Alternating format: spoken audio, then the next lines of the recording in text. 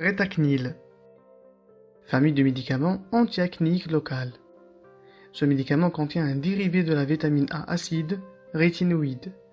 Il diminue l'épaisseur de la couche cornée en facilitant la desquamation superficielle de l'épiderme. Les indications de ce médicament. Il est utilisé dans le traitement de l'acné. La crème dosée à 5% est également utilisée pour traiter un épaississement anormal de la peau, une hyperkératinisation.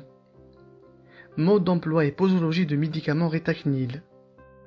Lavez la peau avec un savon doux, puis rincez et séchez soigneusement avant d'appliquer une couche fine de crème.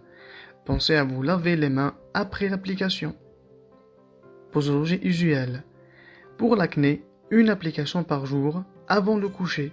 La fréquence des applications peut être adaptée par le médecin en fonction de la réaction de la peau.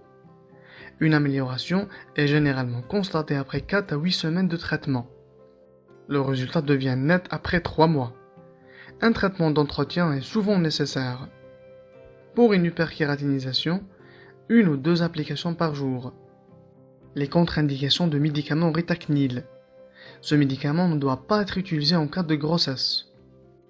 Attention, évitez d'utiliser tout autre médicament ou cosmétique comme eau de Cologne, lotion après rasage, crème, etc. sans l'accord de votre médecin. Une exposition aux rayons ultraviolets, soleil, lampe à bronzer peut augmenter l'irritation cutanée provoquée par le médicament. N'omettez pas de signaler à votre médecin vos projets de vacances au soleil pendant la durée du traitement. Si vous vous exposez ponctuellement au soleil, une journée à la mer par exemple, n'appliquez pas ce médicament la veille, le jour même, ni le lendemain, et protégez-vous avec un écran total. En cas de coup de soleil, attendez un complet rétablissement avant la reprise du traitement. Fertilité, grossesse et allaitement. Pour la grossesse, les rétinoïdes pris par voie orale peuvent provoquer des malformations chez le fœtus. Leur utilisation est strictement contre-indiquée chez la femme enceinte. Lorsque les rétinoïdes sont utilisés en application cutanée, leur passage dans le sang est négligeable, mais ne peut être exclu. En conséquence, ce médicament ne doit pas être utilisé chez la femme enceinte ou envisageant de l'être. Pour l'allaitement, ce médicament ne doit pas être appliqué pendant l'allaitement sans avis médical.